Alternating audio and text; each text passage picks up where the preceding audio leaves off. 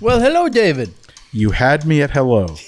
That's good for you to say because that's from a movie called Jerry Maguire that our guest today is a featured star in.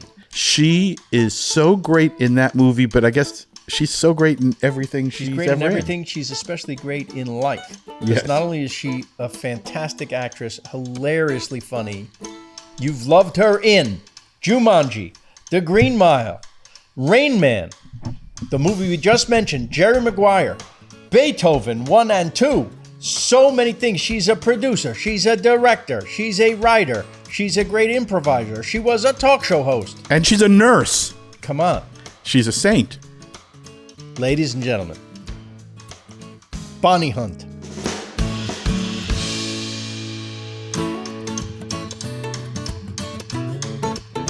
Let's spill the beans, chew the fat, food for thought, jokes on tap. Talking with our mouths full, having fun. A piece of cake and humble pie, serving up a slice of life. Leave the dressing on the side, it's naked lunch. Clothing optional. So today's lunch, people, is from Lorenzo, which is in Beverly Hills. They make beautiful sandwiches and salads. Look at the size of this tuna sandwich. Come on. Oh, my. Isn't that lovely? We could go sailing on that. You want a piece? Yeah. Ooh, it's dripping. You got to change it to a Chicago. You want a piece of me. No, but thank you. Okay. David? That's beautiful. You're Everything good. they make is beautiful. Yes. Oh, you've had them before? Yes. I love them. Well, I think some of the best sandwiches in L.A. Don't you agree? Yes, that's why I got a salad.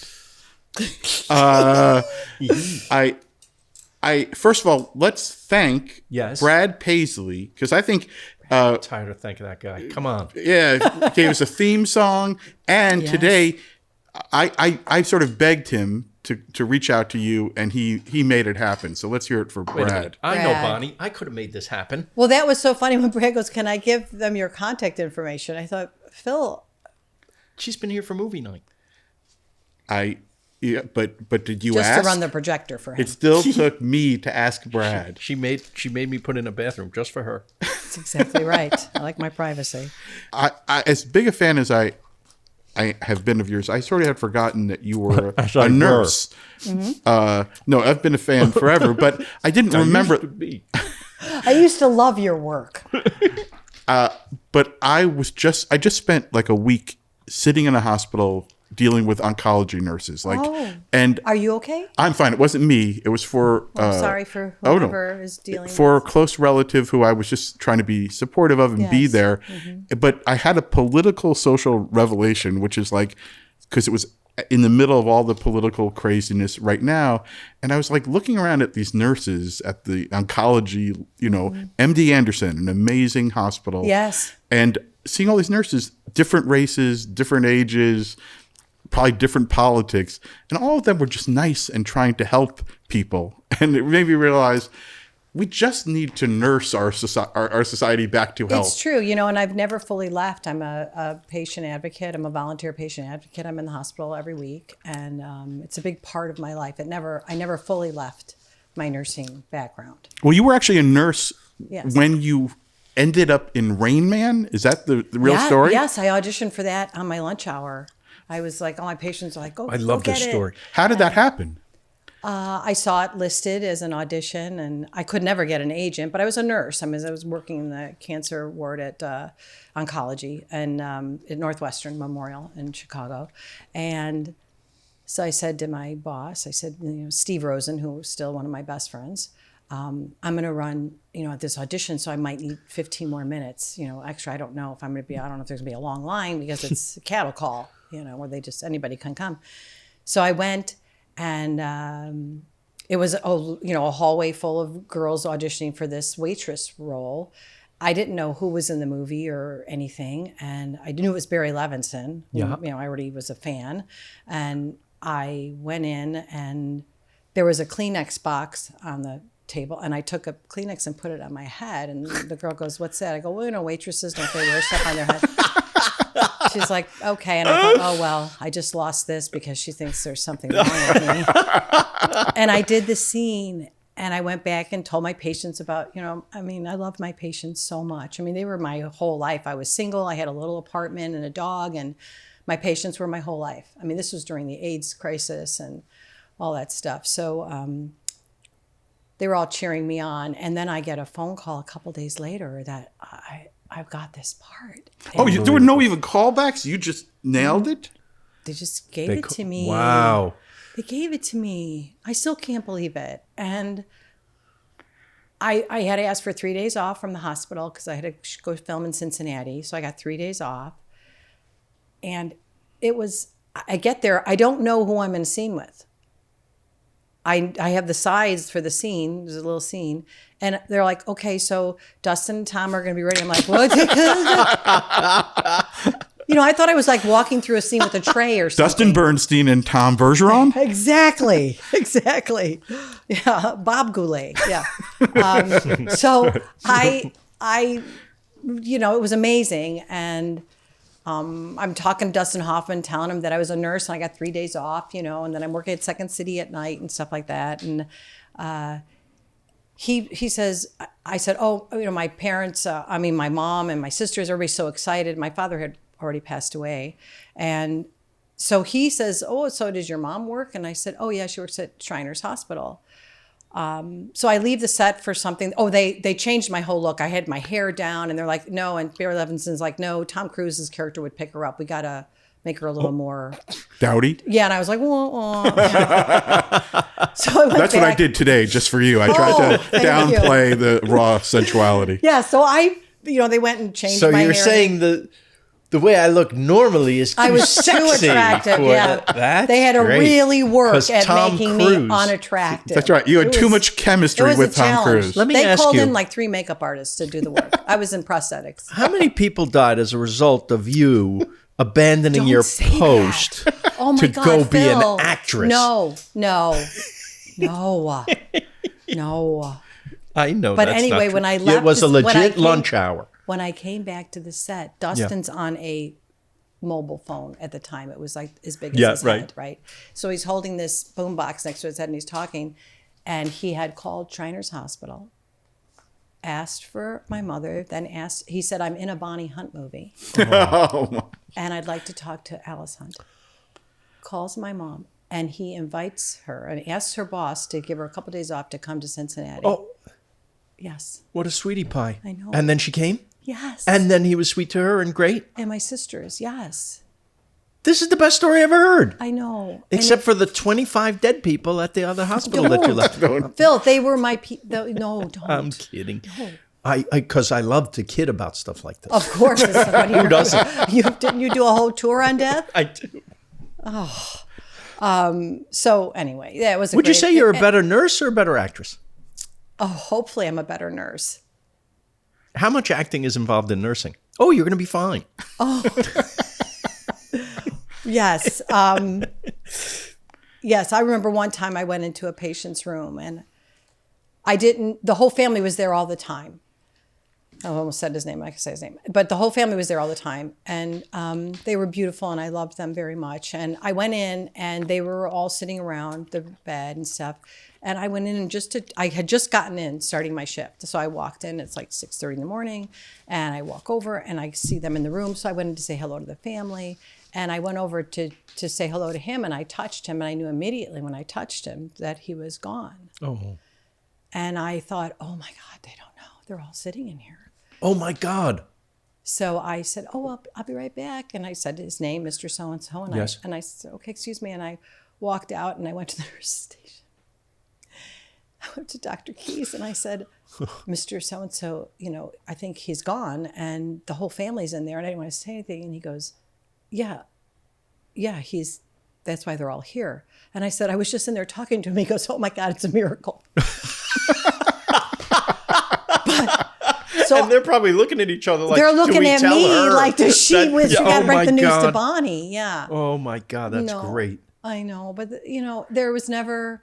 I mean, they were filming Nothing in Common at my hospital. Yeah. So a movie I am obsessed with, and I heard you met Gleason? Met Gleason. Come on. So I say to my patients, okay, they're filming a movie. Yeah.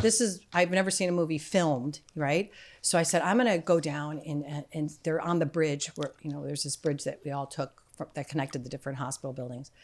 They're filming there. Okay, so I have my 20-minute break and I run down. And I'm in my lab coat, and Jackie Gleason's sitting in a wheelchair in the hallway, and Tom's getting touched up. And I'm like, oh Different my God. Tom. We've gotten Hanks and Cruise in the first 3 Unbelievable. minutes of But this you have to career. understand, I'm looking at Tom Hanks, I'm like, oh my God, the guy from Bosom Buddies. Oh my God. I'm just like, oh, there he is. But Jackie Gleason is Jackie Gleason.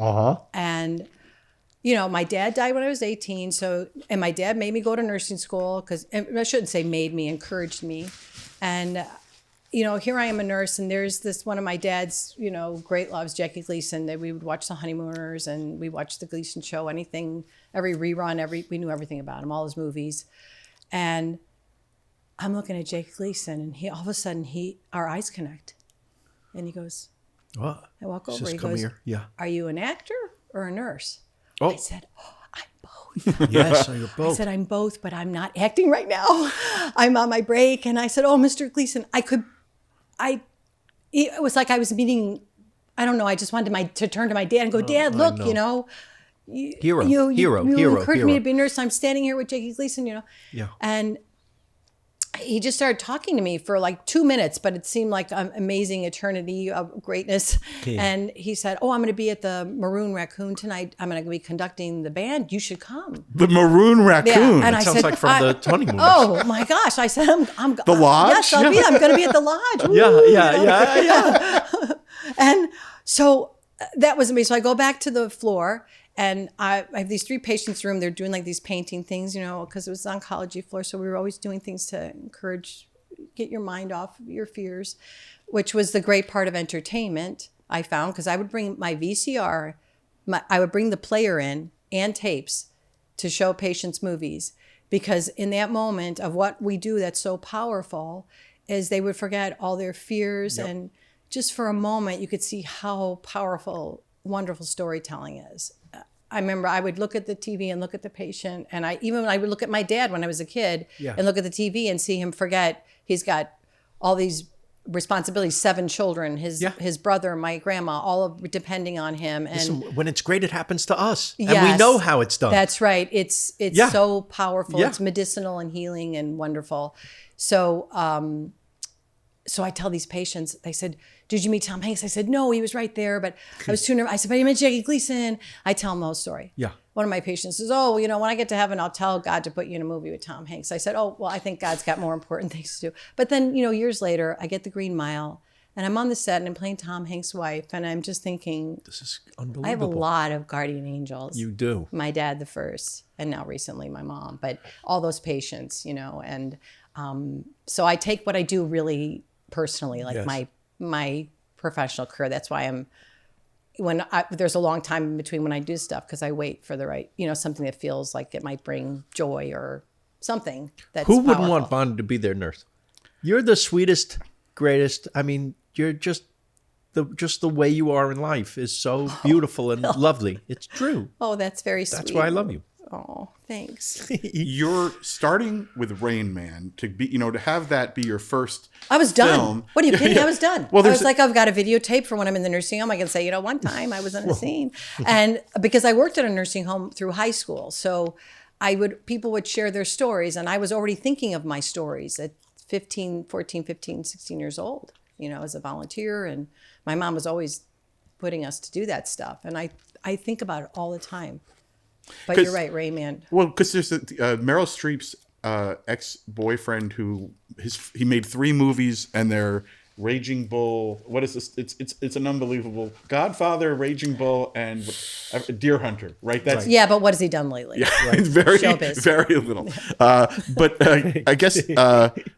And by the way, I'm going to do this now, and Phil can be mad at me. We have a What? guest surprise question. Why would I be mad at you? Oh, okay. This is David, I'm so mad at you. because of your because you already mentioned Tom Cruise. This is a question I did 2 movies with Tom. Yes. Yeah. The other one, this is a question from Cameron Crowe, who I wrote yesterday. And this is his question for you. By the way, I think when I reached out to Cameron to do the podcast, he never responded. When I asked him to send a question for you, he did it within 10 seconds and thanked me for asking. Was so kind to me. Here's what Cameron wanted to know. And I hope this is...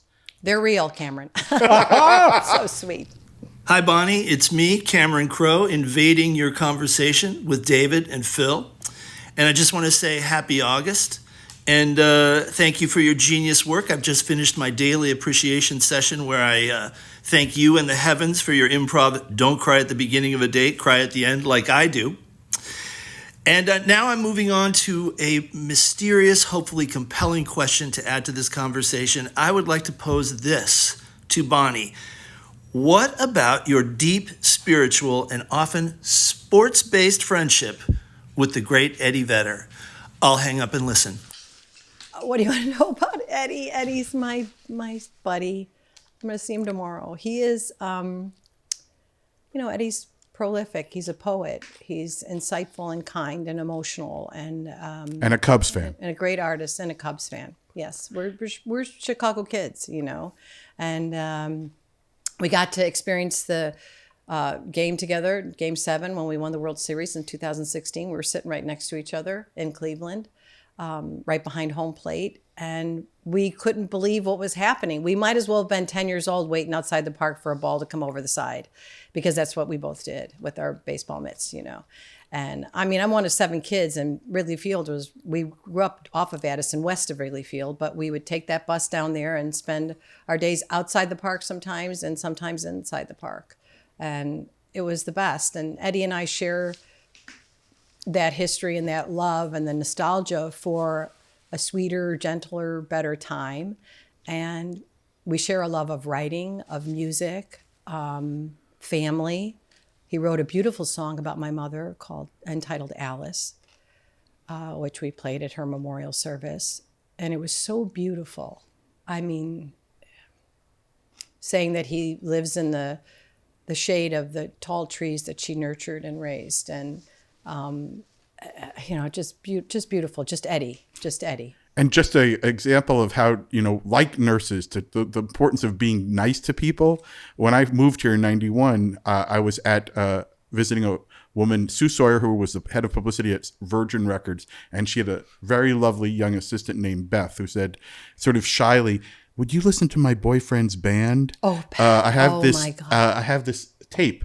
And it was about to come out. It was the first Pearl Jam record. Wow. And I heard it and I said, "Please tell your boyfriend he's great. He's David. Absolutely great." So cut to, within a year of this, I think, the Bob Dylan 30th anniversary tribute, Madison Square Garden. The biggest deal. And it's George Harrison, Eric Clapton, Bob Dylan. Everybody is there. But the biggest deal is that Eddie Vedder, who had just become the king of rock, there. And he calls me over to thank me again for the nice words. And he still thanks me every time. And you realize, okay, it's good to be, when someone asks you, listen to my boyfriend's tape.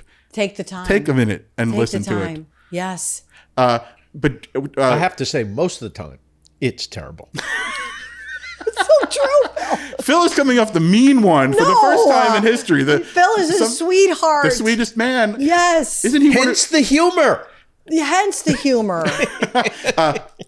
Cameron Crowe, what a difference did that role make in your life? Cameron I was going through a really tough time.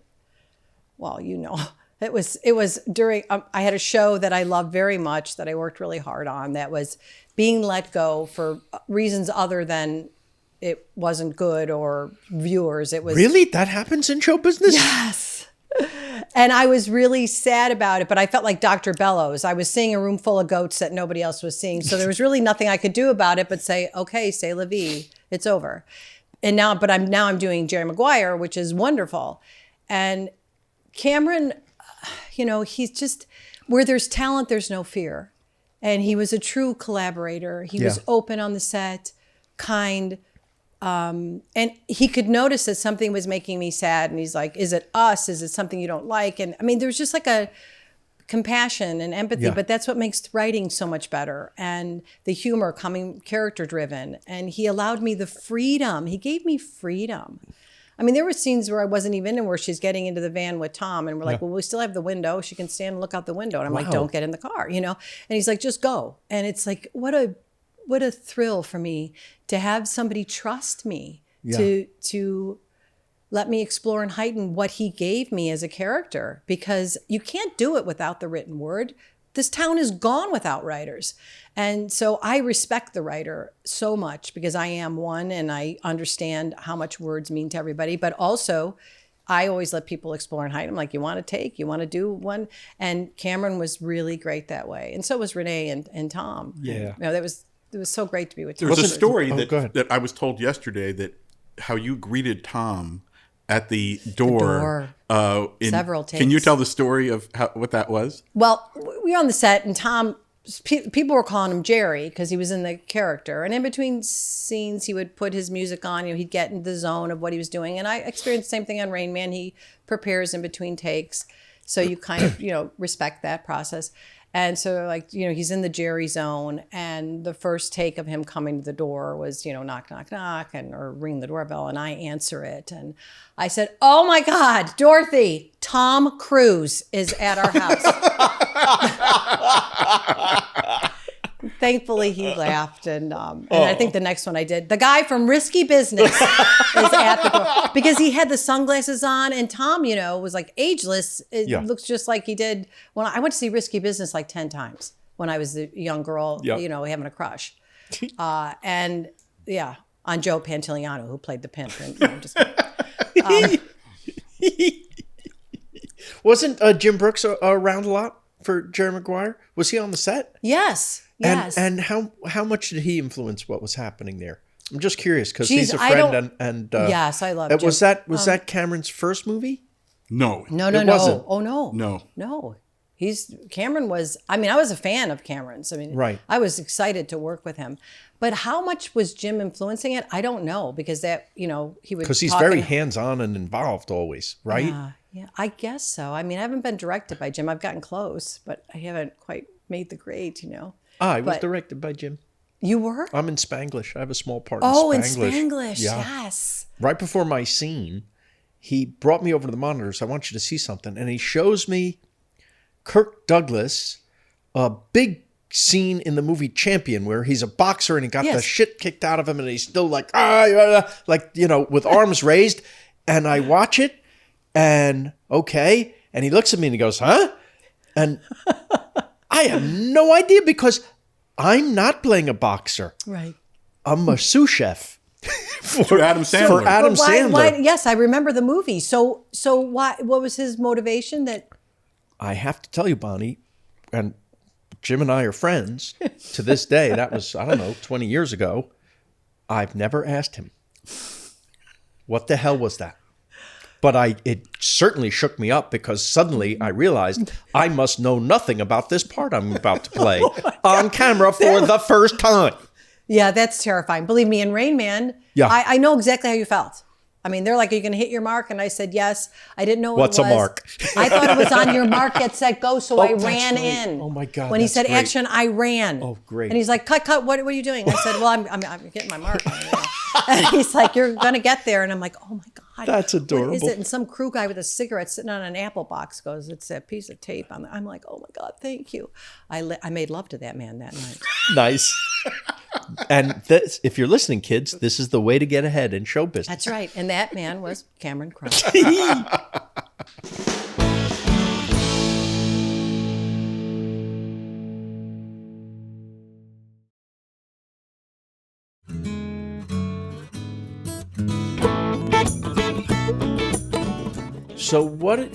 you've done so many great things, so many great movies that everyone knows. What has happened to the movie business? What's going to happen? Where are we going? I don't know. It's watered down, it seems, but I don't want to be like, oh, you know, the old days were the better days. I think that... But they were. Yeah. Well, you have to... I guess it comes to like the stuff that I've been getting offered, you know, I'm lucky to get offered. Yeah. No. But they're not even making the big budget comedies like Beethoven's not being made today. But you don't need a big budget. No, I know. But I'm saying it used to be, those used to be meat and potatoes for the movie business. a great big comedy with you and Steve Martin, Yes. you and Martin Short, you and doing Charles Grodin. Well, Yes. Charles Grodin. And Charles Grodin came to all the tapings of The Building. Are you serious? Yes. Okay. Any stories? Because I never met him. Loved and by the way, Elaine May, who's done the podcast. I did all Elaine May's. What? Elaine May, the only. She's my buddy. Phil, tell the story. You have to understand, Phil. That's why I was so spoiled by the time I got to Hollywood. When I was at Second City, I first got in the touring company, Right. and they gave me all Elaine May's material, like so much of her sketches. Oh my God. And I was like, and those were scenes she improvised that later became scripted to go the best of, right, to go on the road for Second City. Yeah. So I get to LA and I start getting sent sitcom scripts, and I'm like, I was doing Elaine May material. The genius. This stinks. Oh my God, she's a so genius. tell me she did. She's a genius. Yeah. Sorry, I didn't mean to. We're talking about fine. Charles Grodin. Oh no. But because Heartbreak Kid to me is, I think, the greatest movie of all time. Great. So I'm like 7 years old or something. My parents go to the movies. Maybe I was even younger. I just remember them coming home after seeing The Heartbreak Kid. Yeah. What year did The Heartbreak Kid come out? I don't know. I want to say 72. I don't know. But I was a child, a baby. Tom Cruise is at the boat. Yeah. So then those years later, I was 29, and Charles Grodin was just before his 60th birthday that we did Beethoven. Wow. I know. The oldest daughter in the movie I would have had when I was 14. Oh my God. Well, But thank God, that's Ivan normal Reitman. Hollywood casting. Well, but also I went in to play an ancillary role. Yeah. And then I said something about the wife, the mom, Yeah. to Ivan Reitman because he was just talking to me. And I said, that mom, I said, I would make her a little smarter, And I said, my mom's brilliant. And she stayed home and raised 7 children. She's the most brilliant person I know. She could run a corporation or a trauma center, whatever, put it in her hands. She's got it done. And then he said, oh, well, what do you mean? And so I came in to do some writing on it with some other guy that I later saw years later at a dinner party. He said, hey, remember we did that punch up on that Beethoven script? And he goes, the fastest 500,000 I ever made. And of course, What? I wasn't paid anything. Holy cow. I was like, what? But that's okay. I learned a lot. I was just getting in the business. You learned how the business works. Right. Well, exactly. No, but it was a thrill and then as I'm punching up the wife role. You thought, who would be good for no, this? I didn't think anything like that. I just started reading scenes to him, and then I was like, maybe. And Michael Chinich, who was the casting director, he's like, I think she can do this. And, I was built like a woman, hourglass figure. Too bad it's late part of the hour, as Groucho Marx would say.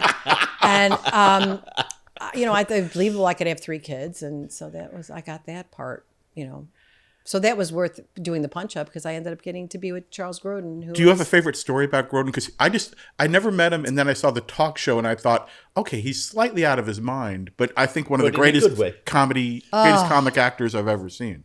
I've saved every note he's ever written me. He was so smart and so funny. Was he quirky? Yes. I don't know. It was just, I was brand new. And within a week, he treated me as if I had all the years in the business he had. I would improvise something and he goes, keep that good. It was never, somebody's trying to, I love when somebody's challenges me or funny. And not that I challenged him, but you know what I mean? It was just respect. It's such a luxury because when you don't have it, when you're on a set and you're like, this is going to be hard. And I've been there recently where you just go, just get it done. Do your best, do the best you can within these parameters and you do it. But then there's those luxury of those people like Charles Grodin, who was a joy to work with. We laughed. We'd go to dinner and we'd laugh or we couldn't even eat. He was great. Isn't that wonderful? Him. That's so. And I miss him. I love hearing that. Is it true that you reached out to one of, I know you got to know Carl Reiner, who was part of the inspiration for this show because we had so many lunches, thanks to Phil, with him, and he was the greatest figure ever. But Sid Caesar also, did you reach out to Sid? I called 411. I go, can I get the phone number for Sid Caesar? They gave me a phone number. And you called him and talked to him? He answered the phone. Amazing. I said, hi, Mr. Caesar. I'm a girl from Chicago and I worked at this improv theater and blah, blah, blah. And I think I was already on my first series. And he said, I said, if there's any way I could take you to lunch and just I grew up, my parents, gave me such an appreciation for you and I love you. And and we became friends. And then we did the Jonathan Winters Kennedy Center honors together. Steve Allen, Sid Caesar, me, Carl Reiner. I mean, it was so crazy. And I'm in the green room with these guys. And I remember I said something that made Sid Caesar laugh about when he did his translator bit. And I remember thinking, oh my God, I remember feeling I just made Sid Caesar chuckle at something, and life is good. Sid Caesar. Yeah, I got to meet too. Just incredible. Yes, and he introduced me to Emma Jean, and I got to get to know her. Oh, I have photos of all of us together. The night after we were married, we had a tiny 3-day honeymoon in New York. That's all we could afford at the moment, and we were working. And they were doing their nightclub act at the hotel. What the bicycle sketch and all that stuff. Yes, and she did the strip tease. Yes. The funniest thing I've ever seen in my life. I know. And it wasn't funny just because old lady doing strip tease. She was hysterically funny. She was brilliant. They were both brilliant. The best. And I worked with Audrey Meadows too, and she told me all these stories about Sid Caesar. She would have told you about Jackie Gleason. She did, but she told me about Sid Caesar too. She worked with him too? Yes. I didn't know that. Yep. Is that where she started and then went to I can't remember. She was mostly telling me stories about Sid Caesar, like, out when they would go out to have a drink or something. And then she'd always tell me about Gleason. Of course, I turned down Designing Women. Yeah. When Delta Burke left, they offered me the role in Designing Women for more money than I made in a year as a nurse to make each week. Right. But at the same time, the producers of the Jonathan Winters series, Davis Rules, came to me, and Jonathan was improvising so much, they need somebody that would improvise off of it, but bring him back to the script. Ground him again. So they said, they had worked with me on a series before that, and they said, we think maybe we could let Jonathan improvise as long as you can bring it back to the storyline. And I was like, well, that's the greatest job anybody could ever offer me, but it was half the money. Okay. So I told my agent, I'm going to, and they said, and your mom's going to be played by Audrey Meadows. I'm like,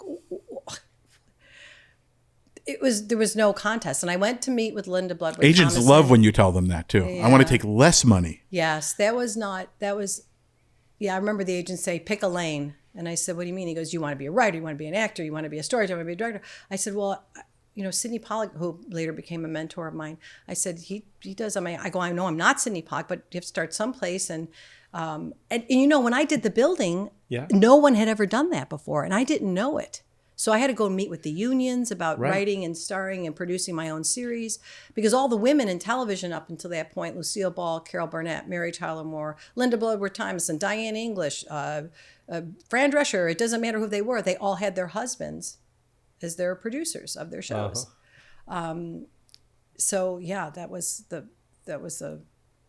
beginning of that. You mentioned Jonathan Winters. Yeah, so I took that. It was the best thing I ever did. Jonathan and I were best friends. There's a quote that Jonathan Winters, I remember he told you, I think at a very emotional, tough time in your life, I think Robin Williams suggested you call Jonathan. Can you tell the story? Divorce, yes. So I'm going through my divorce, and everybody who's gone through a divorce knows that it's just so sad, because he was my best friend, and now, the marriage is over, and it was over a few times, and we kept fighting to keep it back. And, so I can always know, like, each movie when I was going through the sadness, or, you always associate that thing. And so I'm talking to Robin, and I only confided in a few people. No one knew. I was doing Life with Bonnie, basically writing my marriage, explore and heightening it. And so I tell Robin, and then Robin says, let's call Jonathan. And now Robin and Jonathan were like my bookends. They were my confidants, my friends. We just had we just loved each other. So I call, Robin says, let's get Jonathan on the call. So we bring Jonathan in. And Robin says, Jonathan, Bonnie, and John are getting divorced, and Bonnie's having a really hard time. So I'm like kind of sniffling, and Jonathan goes, well, well, what do you expect? You married a mere mortal. They don't understand us. And I don't know what it did, but it just helped me. Of course. Yeah, When because you have one of the comedy gods tell you that, right? It's kind of nice. Yeah. And Jonathan stayed in my life, till he passed away. And Those are two amazing angels to have, Robin and Jonathan. I think I met Jonathan once, but Robin I did get to work with a lot. And when I think of him, I think of the generosity of spirit with comedy. Yes. Because there's a lot of comedians who are jerks when or can be to a lot of people unless they're in the comedy pantheon also. Robin Williams was such an exception. I remember because I was always doing like award shows with him, and he would literally do 5 minutes of jokes just for every crew. PA. Yes. He completely democratic. He wanted to make everyone happy. Right. That's what he everyone did on comfortable. Jumanji. He Yes. never left the set. It was a time to entertain the troops, basically. And that's who he was. Yeah. He's Robin was, very special. Good friend. And Jonathan would later, after I did Davis Rules with him, it didn't last long. The show didn't last long, but we had so much fun. He would improvise like crazy, and I would justify whatever he improvised and bring it back to the story, which was my challenge every week, and I welcomed it and loved it. But later I would put him on Life with Bonnie as an author with a multiple personality disorder. So he had 5 books out under 5 different names, and he didn't know any of the books. We made them up. And when he came to the set, I would just pick up a book and say, tell me a little bit about this. And he would take a hat out of a bag and become that character. We had no plan, nothing. I said, I'll set you up as this character. And he's like, I would love to do that. So, and he got nominated for an Emmy for our show. Great. And he was so thrilled about it. And I thought that's why I turned down Designing Women. That's right. Yes, you got to This is a quality of life issue. Yeah, you're right. And, being an oncology nurse at a young age, it kind of puts that in perspective. Yes. To make choices that feel right in your heart. That's it. I've lived my whole life this way. Yeah. Never, after I could feed myself, I never did anything for money. Never. Right. I was thinking about that because when you talk about your Podcast. experiences in TV, when I was talking your experiences in television, I think like that's why you and Phil are connected in my head because you both seem to like Raymond is a rare example of a humanistic, beautiful, I think healing kind of family show that succeeds on that level. But all of your work is sort of tied with trying to. You're still a healer in a laughter in comedy. Laughter is so powerful. Music, is so medicinal and healing and so important. Can you play music? I can, but not like my talented friends. So I just kind of. Do you play an instrument? I do, piano and guitar. And you sing too, right? I do, but I'm not trained in any of those things. My mother was a singer, so but her voice was perfection and beautiful. Did you ever play professionally? I sang at the Tambourine Lounge in Chicago, across from the Drury Lane, for about a year on the Wednesday nights, and I went there for an open mic, and then they gave me a night. Wow. So that was wonderful, and I so loved maybe you're doing good that. at too many things. No. I think so. No. I'm just been very lucky. That's how I feel. Mm-hmm. And that informs everything, doesn't it? And it's interesting. Yes.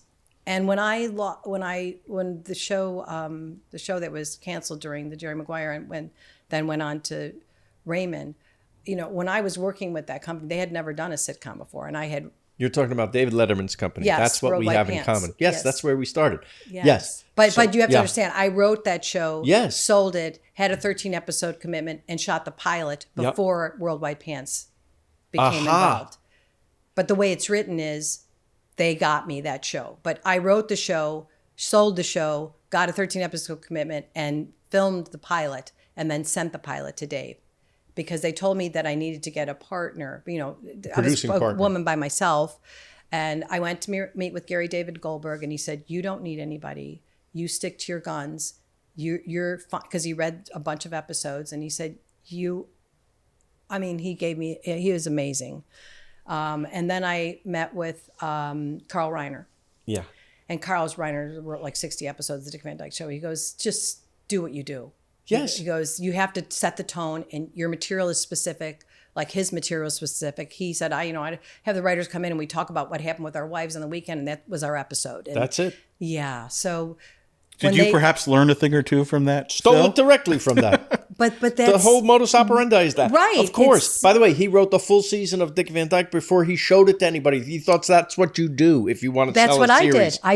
did. When I wrote The Building, I wrote an entire season. Amazing. And, brought him in. And I only did end up doing 5 episodes, but still, but that, we had Worldwide Pants in common. And then So you send it to Dave because you'd been on the show. And we became friends. And you became yes. friends. But then Dave's not really hands-on. No, he said, but that's the thing. He was honest. He's like, Yes. you can put my name on it, but you're going to have to tell me what to do. I mean, it'll only be a titular thing, Right. that'll be it. And I said, that's fine. It'll make them feel comfortable. Right. I mean, especially you're David Letterman. He was Right. coming to CBS. That's and my right. deal was at CBS. Right. So I just remember going in to tell them who my partner was. That was so funny. What year was this? 93. Right. So we come along and Was that 93? Yeah. yeah, we come along and our deal is in 95 and we get on the air in 96. Yeah. Well, yeah. I did a show in between then, another Yes. one with Dave. Yes. And then, yeah. We know that. We don't need to go into that part, but the Dave played a part on The Building too. Is that available to see? Yes, it's on YouTube. Oh, here we But go, he didn't- people. He didn't want his face to be seen. So I'm like, is he in an accident? He's got mummy wrap. What do we? My brother Pat came up with the whole premise. He said, no, he's because I played the good girl on the show, right? Yeah. And he's robbing a porn shop, and my friend's in there getting ready for a bachelor party. He forgot his wallet, so I go in to bring my friend his wallet, and then Dave robs a porn shop, and it's on the news because he's holding me hostage. So now it's like the Randolph carpet girl, Bonnie Kennedy, was in the porn shop shopping at the time of the robbery. Oh, It's one of those fantastic. sitcom things. That's really But funny. Dave was hilarious. And we had our wardrobe, Lonnie Reynolds, the talented Lonnie Reynolds, hand knit a ski mask for him. So when he's broadcast on the air, his girlfriend calls and says, that's the ski mask I hand knit him for Christmas. So he's recognized. I mean, it's just, Awesome. but my brother, Pat, came up with the whole premise. If you've seen him speak publicly or on TV, right? Mm-hmm. Or with his new show where he interviews people, I see a gentler, kinder Dave. Yeah. I mean, we always had such a great, we Yeah. never had any issues. But I see even his public persona is nicer. And I attribute that to him having a kid. Oh, I'm sure. I mean, that's, And probably not having to host every night.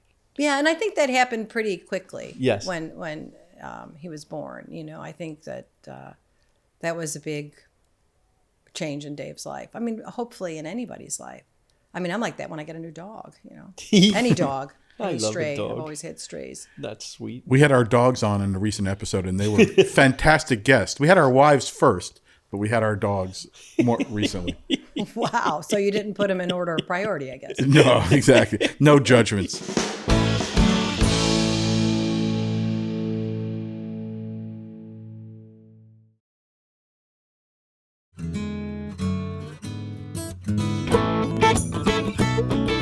Are you ever in awe of, I think about some of your friends and the fact that like you start out in a Tom Cruise movie. Here we are. Is that 19? And Barry Levinson too. Well, Barry Levinson. Yeah. But like Tom Cruise, at the time we're speaking, like I just read this morning, he's going to sort of end the Olympics With by a stunt. jumping out of a... And Onto I'm like, the Hollywood yes, sign or something, it's right? like, could I like he's 61 or 2. Be careful. Right. I want him to be careful. Yes. That's, you don't want anybody. Oh my gosh. That stunt with the motorcycle, with the parachute, that's Yes. the greatest thing I ever saw a human being. I can't even believe. Yeah. I was up for that. Barry Levinson, that's how I got my Screen Actor. That's how I got my SAG card, was Rain Man. And Richard Kind loaned me the money. Oh, I want it back in one lump sum. I said, Richard, can I just pay you $50 at a time? No, save the money. I said, I'll never be able to save that much money. I can't save, what is it, $1,200, $1,500, whatever it was at the time. And I wanted one lump sum. And he goes, what am I, a shark? I'm going to be meeting you in the alley for your $50. And I said, no. Oh, God. he's hilarious. Yes. Oh, my God. Richard and I, roommates. We were roommates. Lived on DeLong Prairie right off of Sweetser. Wow. Yeah. Our manager made pornos in his apartment downstairs. Oh, Yeah, I can hear him typing. Oh, baby. Oh. Is that how you met thing that's all you Clooney heard. originally, through Richard? Richard and I were in the same cast at Second City on stage. And then George was in town doing a play. And then Richard met George. And that's how I met George, through Richard. And then they did the Bennett Brothers together, a sitcom, where Richard was on a diet. So George had the wardrobe girl keep taking in Richard's wardrobe an inch. And he's like, I swear to God, I'm starving to death and I can't lose weight. He also had me call Richard once as a girl. George's like, can you do her voice? I go, I think so. He goes, okay. So he had told us a story about this girl having a liaison with a famous actor. Richard goes, you cannot tell anyone. She confided in me. So George is like, okay, you have to leave a message on his machine saying, I can't believe you told people. Oh my God. And what did he do? He called her before we got to him. Oh no. Yes. Yeah. See what happens with your practical jokes? But this is the thing. Richard didn't get mad at George. He got said, mad at you? I'm very upset, but I'm most disappointed in you, Bonnie. I thought you were You nice. should have stopped him. I expect that from George. Yeah. But Well, George, oh my God. The litter King box of the- story is so unbelievable. Yes. Just It's in our unbelievable. one of our only collaborations that is very meaningful was on the Tribute to Heroes telethon. We were both writers, and George was just going to be one of the actors helping to put it together. Right. But George, being George, sat outside my office, which was in Television City, and he said, "Can I run copy for you?" Literally, he was like one of the bigger stars, and not even got bigger later. But at another point, I think you'll remember this. I look outside, and there's Brad Pitt sitting next to him, and he calls us in and goes to Joel Gallen, who was producing this telethon.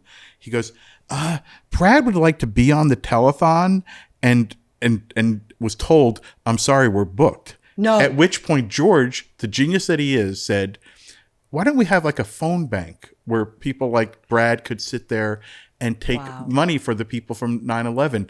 I believe that thought, that one sentence, is the reason there's probably $200 million were donated that night because of that one brilliant Because you have thought. a chance of talking to someone like Brad Pitt when you call in with your pledge. This was after I remember that. 9/11. Yes, it was I on remember every that. network. It was, and George, who orchestrated the entire thing and put it together as a producer, the night of this live event worldwide, he's a PA. He's just running That's around George, doing. yes. Yep. He's a hero. Yeah, He really is. And People he was so don't know. kind to do that, to do the building with me, because his Yeah. star was starting to rise. Yeah. And he never said no. He's always been there for me. Always.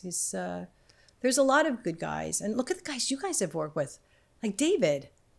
I mean, that's crazy what he's met everybody in music. Everybody. Yes. Yeah. And music's the most important medicine in the world. There's someone I never met who I loved, who you worked with, and yesterday would have been his 100th birthday, or today maybe. Carroll O'Connor, who you got to direct. Carroll O'Connor, and it's funny. I had to, for a Rolling Stone book. They asked me to write about like the book, The Best of the '70s. I went back and watched All in the Family years later, genius. and you go, this is like Arthur Miller, great. And Carroll O'Connor was Arthur Miller, great. Yeah, it was just in the nuance and like that, and just like your scene with George Clooney on the building. It's a scene in a comedy, but it's literally like one of the great romantic scenes. It's like a classic film. That's what writing is to me. It's not a genre. It's a story.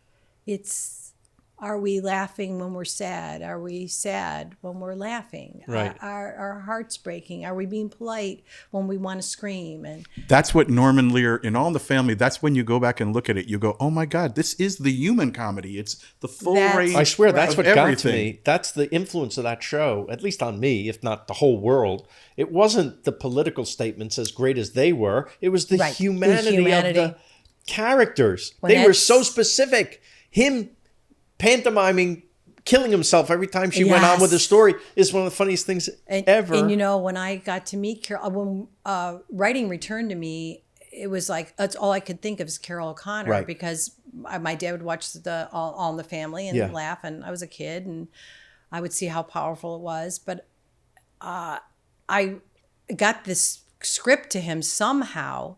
And he called me, and he hadn't read the script.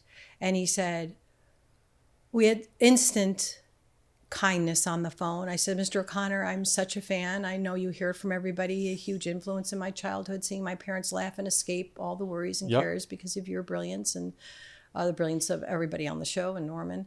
And I said, I wrote this part with your voice in my head, with your instant credibility the minute the camera's on you. And he said, oh, honey, I'm old and I'm rich and I'm very sad because I lost my son. Oh, God. I remember that. Oh, my God. Yes. And he I went said, after the drug dealer.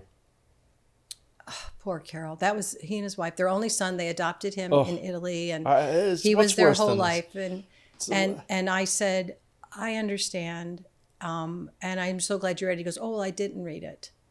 And I said, oh, that's okay. I said, but if you ever did read it, that would be an honor and it's okay, but I understand. He says, oh, I'll read it. I'm going to read it. And I said, oh, thank you. And I hung up and I was so emotional. Just anything connection to my father. Yes, yes.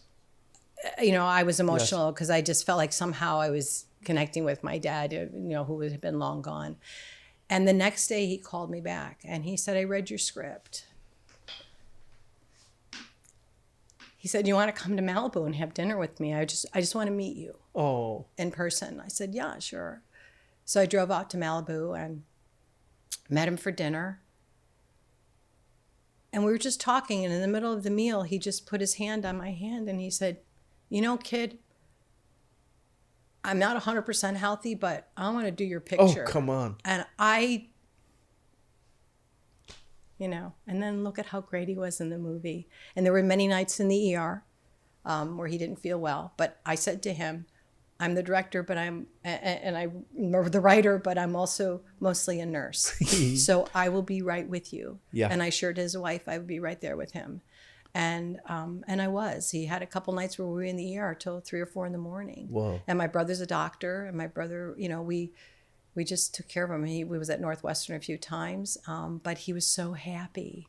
And MGM didn't want them to have separate drivers, like they wanted him to get into a van with their cast. So I paid for him to have a personal, you know, limo pick him up every day, and Robert Loggia as well, and the other 2 gentlemen that were in the scene. It just was, you know, I was really lucky. I was really lucky. But that was my Carroll O'Connor, and he got a star on the Hollywood Walk of Fame. We did so many screenings for his friends, Merv Griffin, whoever he wanted to invite, because he was so, so, so proud of the movie. He was so happy making the movie. And then, you know, I think the next year he passed away, and he was pretty special. It just reminds me what we didn't know what this podcast was about until the first ones we did were Brad Paisley, who started talking about like meeting Andy Griffith and learning the lessons of his hero. And I know that's one of your favorite shows of all time. Ever. We had Ray Romano and Brad Garrett, and we ended up all talking about our Rickles stories. Oh, and I realized Don was my friend. I watched him on your talk show. Yes. I loved watching him in your talk show. Hysterical. But the funny thing, I realized that's the common link, I think, among so many people. They respect their elders and learn their lessons. And we wouldn't be here without him. Yeah, it's like... It's so true. It's so true. We stand on the shoulders of those that that's came before. me and Brad and Kim. I mean, Brad Paisley's like he's like my brother. I mean, we're very, very, very close. Oh, he never stops talking about you. That's why I felt very comfortable asking him, to ask you. Yeah, we're recent friends. I just love him and the family. Let me tell you, they're the greatest. And we all know like the greatest comics in the world, and we all make each other laugh. And, we're so lucky. Brad makes me laugh. And he's got a heart of gold. And he also did music for my mom's memorial and tribute to her. And he's just Brad and Kim are family, to Hunt family. Yeah, and they're great. They're great people. So Agreed. So lucky. But you're talking about the respecting your elders. When I was doing my talk show, that was another bone of contention with me in my studio, because I had Dick Van Dyke on, Mary Tyler Moore, the Carol greatest Burnett. people ever. Yes, but it was kind of like, okay, you need the trend Enough as your with the friend. old people, yeah. But I just thought, I have one chance to do this, and if it doesn't That's last, right. it's okay, because I want Bob Newhart, Tim Conway. Yes, I had all yes. these guys on. Great. Bob Newhart went to the high school with my dad. He was a couple years younger, a couple years older than my dad. Yeah, and so, when I first met Bob and knew her, I'm like, my dad was Bob Hunt. He goes, I know the Hunt brothers, St. Ignatius. I was like, yeah, my dad was one of 3 boys. But I think you're like me in that way. You seek them out. Yeah, right? well, definitely, Phil. We have that in common because we love them. We're fans. Come on. I like when somebody, appreciates what I do. It's like the biggest thrill. Yeah. But why not do this? Why do this if you can't use that to connect with your heroes? Because it's sincere. Of course it's yes, sincere. It's not opportunist. It's sincere. And I think Carl Reiner could feel it. Carroll O'Connor could feel it. I didn't want anything or need anything from these guys. I just wanted to be with them. Me too. Yeah. And soak them up. And Robert Loggia, those guys on my set. I mean, come on. And I think the crazy thing is on every level, it's not only the fun thing to do or the meaningful thing to do. I think it's even the smart thing to do. Like when we started the podcast with a different company. Oh, you just started saying you weren't sure what this podcast was going to be right. about. Oh, no. And it's about, half of it has been about the people you learned your lessons from, your influences, who you got to know and who changed your life. And that's sort of the running theme through most every episode. But when you start a podcast, just like when you start a talk show, you have a network executive going, we should go for, the latest Pop-Tart and, Well, yeah, and that was also, too, they wanted you to catch people off guard. That was the big thing. And I had been cut my teeth on talk shows with Johnny Carson. I was on that show. And the feeling you got from Johnny was, and he was just going to take care of you. He was never going to compete with you. He wasn't going to embarrass you unless it was hilarious and you would both be laughing. And I just decided on my show that everybody was a guest, and I was lucky they were showing up, and I was never going to do anything I had everybody on, Carrie Fisher and Debbie Reynolds. We called her mom on the show, and then we called my mom when Debbie was on, and all those great moments. Carrie and Debbie, forget about it. They were so genius, so funny. Debbie gave me a poster of Singing in the Rain signed by all 3. Donald O'Connor played my father in the building. Oh, my God. And my mom tap danced with him over the credits. What? Yes. Those moments, I was doing a show for Don Mischer, who was, a great producer of these sort of specials. Of course. Thing called Movies Rock. And he brought me over to Debbie Reynolds because she had said, writer, I need a writer, which was like, oh my God, she thinks it's still like MGM or something. And there's like a contract writer. Bring me a writer. And I came and she goes, give me a joke, kid, a snappy joke. And I gave her a joke. She goes, I like that joke. Let's do another joke, and let me call my daughter Carrie Fisher. And it's like, oh my God, you're David, just living. So you're living in a movie where, it's just unbelievable. we can't believe it. And Phil, you and I have talked about this. We still have that feeling, like we can't believe it. How cool is this? It's the best. I can't believe you're here. That's true. Yes, me neither. And Naked Lunch, I took it seriously. Thanks, Monica, for these clothes, because that was embarrassing. I walked into my hands. Did you know this guy? Yes, Paul, of course. That's Paul Rubens. Yes, I had Paul on the show. Sweet, gentle Paul. Genius, made me laugh. I saw him in concert at the Park West when I was a kid, doing, Well, that's the other compelling reason to ask these people their stories, because they have lived lives, so they have stories. Yes. And we got Paul to do a podcast. He hadn't done probably more than a couple. And we had Elaine May, who you guys, whose that question just is was, killing me. What did she say when you asked her to do the podcast? What's a podcast? So we knew it was going to be our first one. We got an exclusive. We got an exclusive. Is that got to be one of your all-time favorite guests? You don't top her because, again, no one else ever got her. Leave your money on the dresser chocolate. Those were the senator's last words. Every movie that she's touched. Yes. I know every Elaine May line. I know when it's Elaine May, I know she touched. I haven't eaten in 3 days. I didn't want my mouth to be full in case you should call. Oh my God. And still, like I couldn't believe. How was she? Unbelievable. Oh, I've got to listen to it. I can't believe I haven't heard that one. An unauthorized biography just came out about her. I don't know if you know about that. Yes. But they actually quote the podcast because there's no interviews with her. Yeah, because I saw that. I know that girl that was writing that. Yeah. I was following her. So I talked to her a little bit, but I was with Elaine 2 weeks ago. Yeah. She wanted me to read a part in a play. And does she live with her daughter? She does. Oh, yes. I lived Jeannie. with my mom the last 2 years of my mom's life. They live in a great apartment overlooking Central Park West. She said, would you read this part? And I said, sure. And then I didn't hear anything. And they said, okay, it's today. I'm like, wait, you never called me. I didn't get a script. Don't worry, just come over. I come over. It's the lead in the play that I'm supposed to read for Elaine May. Again, I'm not supposed to do this. But you did it? It was fun. Monica did a little part 2 in it. Oh, wow. Yeah. And it was something she's been writing and working on since the 80s. Were you like blown away? Well, listen, everything needs work, right? And especially something that's been worked on. We'll be right back. We'll be right back. But there's Elaine May genius in it. I know. Some of the lines and situations are really funny. Old Russian guy in his apartment. Knock at the door, vacuum cleaner salesman. Oh, and he doesn't want, that's how long she's been working on this. Wow. Okay, vacuum cleaner salesman. He comes in and the old Russian guy's complaining, doesn't want anything and doesn't want anybody. How did you get in here? I'm going to have you arrested. And then he won't let the guy go. And you slowly realize it's because the guy's lonely. Oh, and I it's love so stuff sweet like that. and great by the end, right? And they're friends, even though it's like the Sunshine Boys. Yes. Even though they're fighting, but they love and need each other because there was something great about it. She's 93 or 4, but still, she'll floor you with the lines. You have to, next time I'm in New York, I'm going to tell you should come and have dinner with us. I don't You had even never know. met her. No. She has to know you. No, that's been my dream to meet Elaine May because I just have so much respect.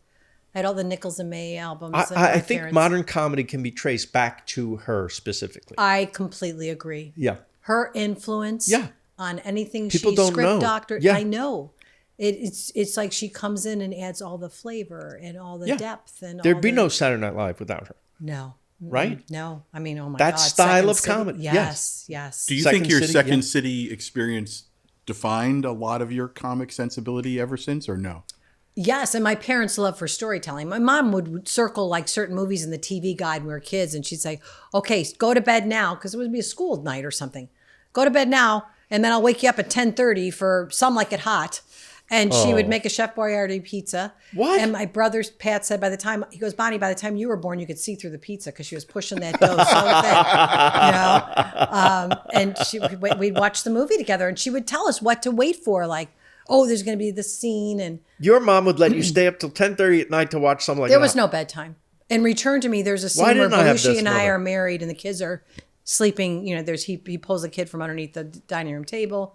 Who sounds? We fell asleep wherever we were. If we wanted, she didn't. And if we wanted to stay home from school, she never said no. I had to sneak a tiny TV into my bed under the covers. I We s- had one of those Sony tiny Yes, ones, I- black and white, and I'd sneak it under the covers in bed because Rickles was going to be on Carson. That was that we would stay up for that as a family. Dun dun dun dun. Yeah. Come on. Yes. No, they didn't care who was on. Oh no, my parents were. I totally had to go to into it. bed. That's so funny. Terrible. Yeah, but I sold candy bars to win. You could, if you sold the most amount of candy bars in high school, you could win a little black and white TV. And you got it. I did, and I got to watch Johnny Carson to Tom Snyder, and then The Fugitive was on at 1:30 in the morning, the last show of the Wait a minute. How old were you doing this? 14. So when did you sleep? Or you didn't need sleep? Oh no, there's no record of my mother actually sleeping. The night before my mom passed away, she was getting ready for bed. She was sitting on the edge of bed, and she was with me at my condo in Chicago. And she said, "Oh, I don't know if you should have the blinds open all the time, Bonnie." I said, "Mom, we're on the top floor. There's somebody to be 40 feet tall."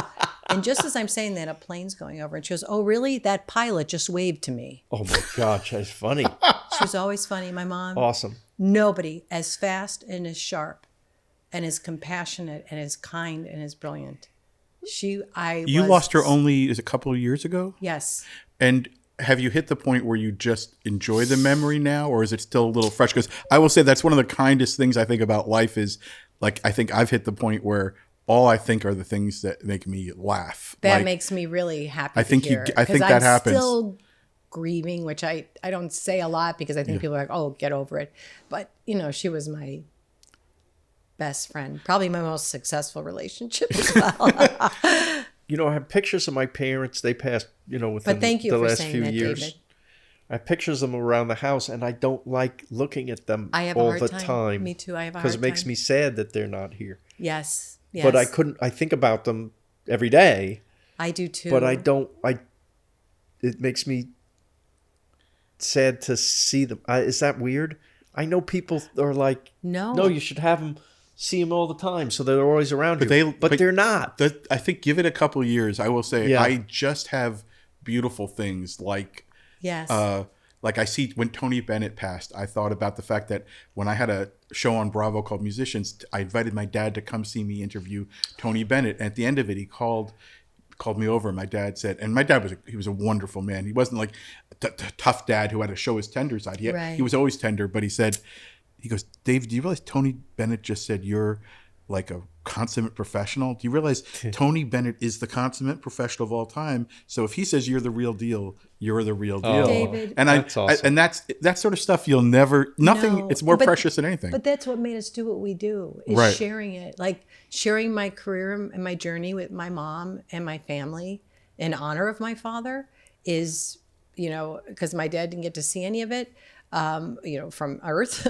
But that's what the joy is for me. Like, oh, are you happy? Did you like the movie? Did you think it was good or whatever? That's who I call. Those are the critics that matter to me, and the people that matter to me. It's like so, I don't know, it's so important. But I do feel like I'm still looking out. I'm at a high school play or something, and I'm looking at the audience and my mom's seat is empty. Like, I feel like I'm waiting for her to still see me. So that I'm still dealing with that. But I'm so lucky I had her for so long. I'm so lucky, but it's never long enough. And I say that to people all the time, even when, I'm when I'm in the hospital now with patients as a volunteer advocate, I never think about the person's age or whatever. It doesn't matter. We never have anybody long enough that we love. We Right. never have them long enough. Yeah, but treasure them now. I say it all the time, cherish. Yeah. Just cherish. Make it a priority. My family has always been a priority. Always.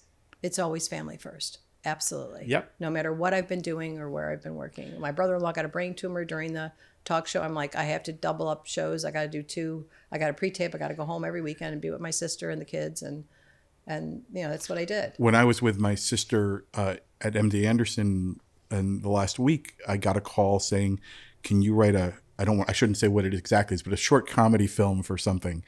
And I was sitting there in a cancer ward writing jokes and just thinking, but the truth is, I go, that's the complexity of life. Right. Is thank God when she was asleep, I could sit and do something and help her when I could help her. And then other times laugh, be able to have my head in a different place. It's very important that way. It's so important. And even, when I was doing Amber Brown, which I just did for Apple TV last year, I was taking care of my mom. And I would read the episodes to my mom after I finished writing them. I wrote all 10, and I was like just getting mom's approval. And she would laugh. And even when we were casting via Zoom during the pandemic. And my mom would be watching the monitor with me as I was meeting with these actors, and she'd say, give me a thumbs up on people. But is your sister, is she okay that we're talking about her? Yes, I actually asked her on the way here if I could mention where I was. I said, I'm not going to mention you. And she goes, no, mention the nurses, mention all of it, if there's anything I can do to be of service to help her treatments or cares or anything. Thank you. She is doing well right now, and I appreciate that. I will say that what's weird is you'd never know with your family when you, like with my dad, on his deathbed, I came into like a hospice, and the nurse said, your dad was telling me about Sinatra.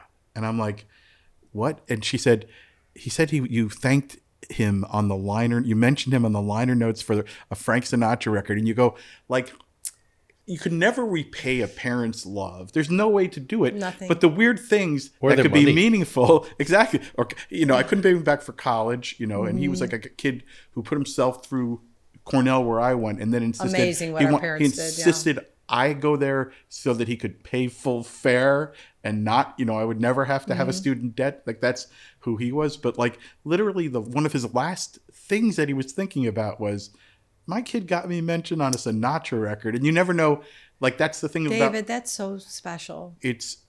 And I'll just tell you one more story, which is just like, and after they're gone, I think you sometimes hear stories about your parents that make them come alive for you in a way that's just beautiful. So beautiful. I had the road manager of a band called the Black Keys at the Grammys one year come up to me, this woman who looked really cool, kind of rocker chick. Mm-hmm. And she goes, she looked at me. She goes, David Wilde, are you Stanley Wilde's son? I go, yeah. She goes, your dad saved my life. And I said, what? She goes, I was in trouble. I'd gotten drugs at a certain point.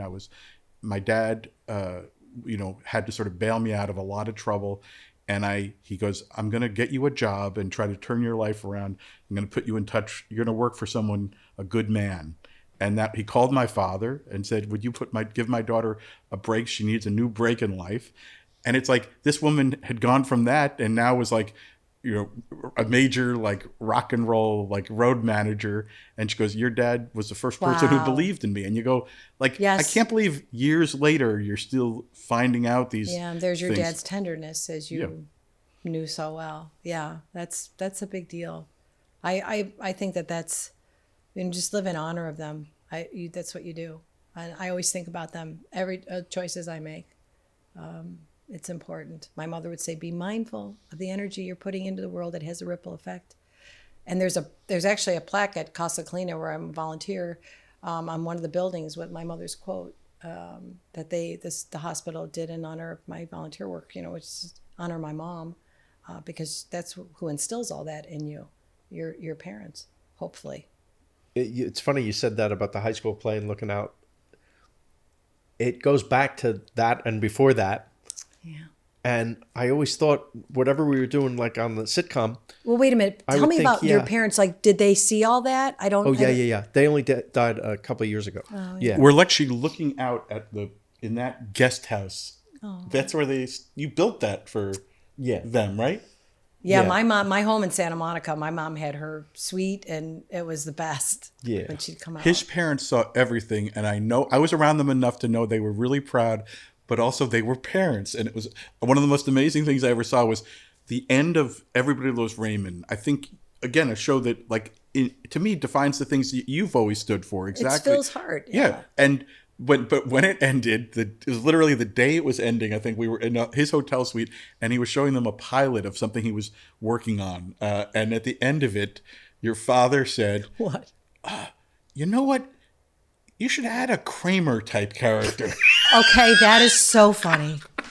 And I was it doesn't matter who you are. Oh. It's like there's always the parent thinking, you could. It doesn't matter what you do. I actually got to direct Bill Clinton in a video. Oh my God! While he was president. I'm so emotional right now. Oh. He was in the... Wait a minute. You directed Bill Clinton? Yes, in the White House. I wrote jokes for him all 8 years. I had a connection in the White House, and I wrote jokes whenever he did. He wrote Monica Lewinsky. That was all his bit. That was a bit, yeah. No. Great casting. They had a humor season, and you would write material for the president at the White House Correspondents' Dinner, when the president is always funny. So I always said, let's do a little video, and then we got to do a video. It's one of the greatest things you've ever seen. His last year. And they called me in to direct the President of the United States.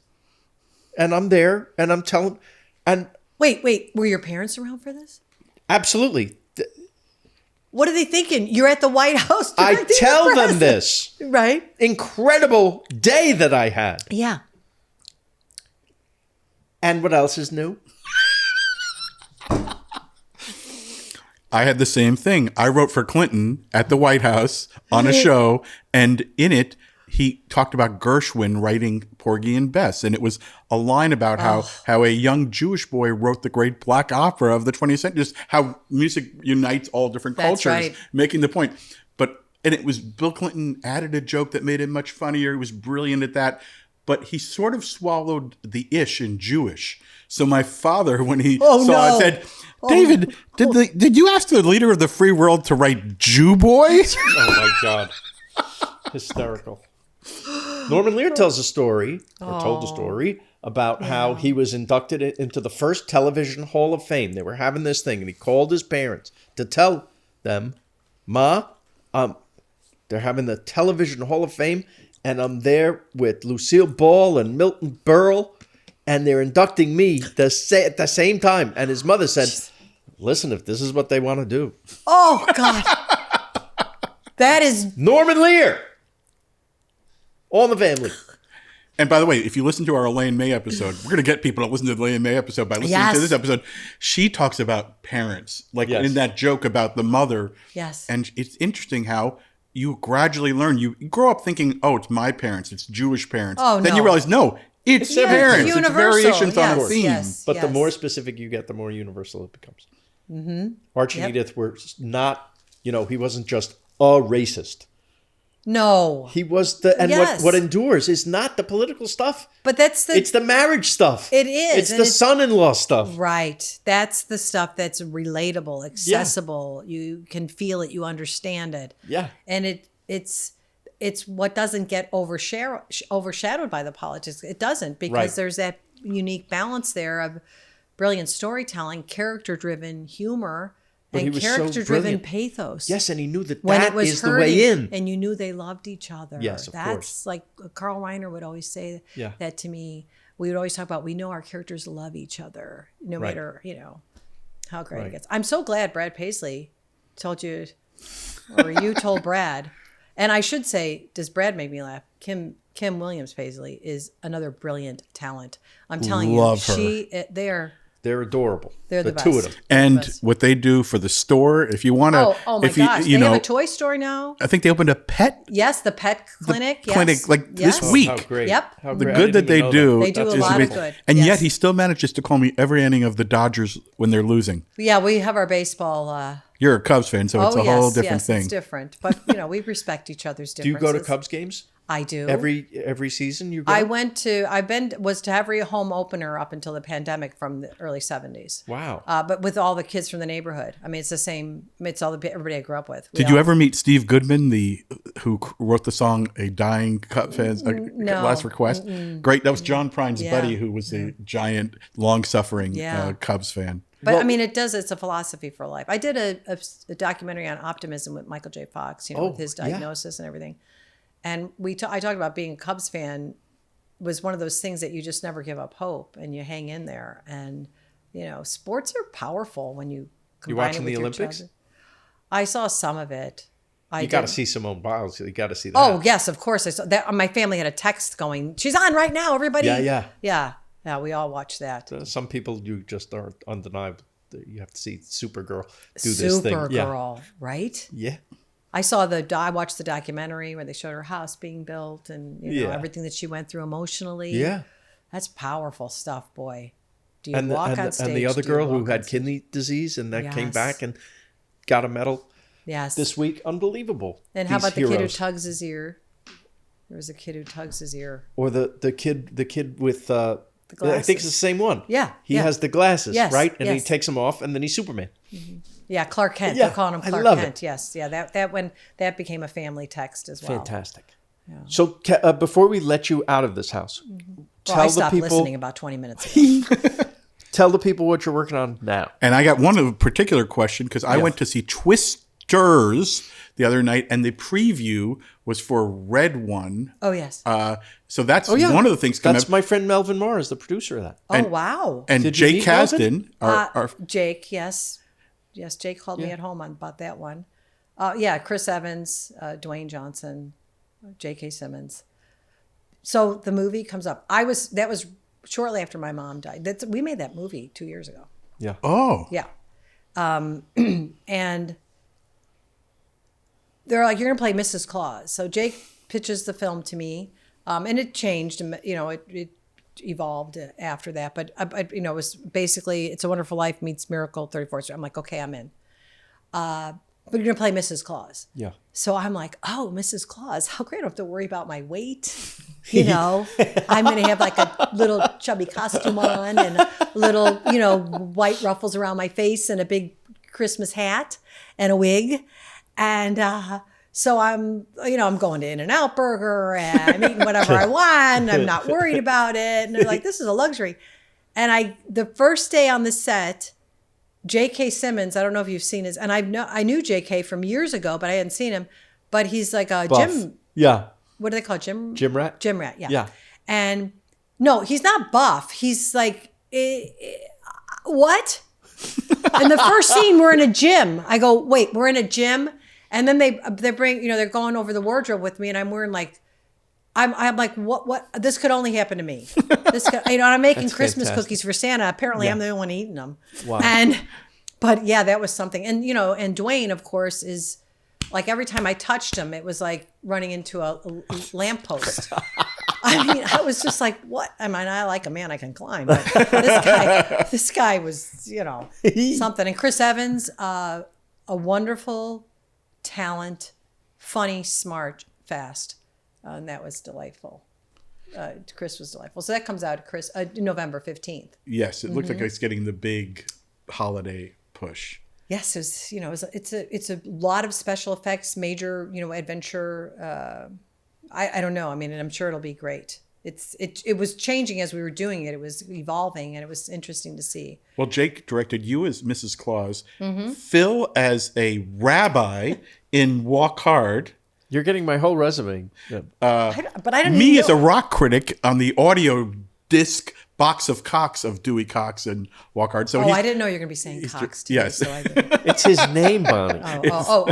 No, yes, I remember. So you guys both worked with Jake. Yes. And then I just love him.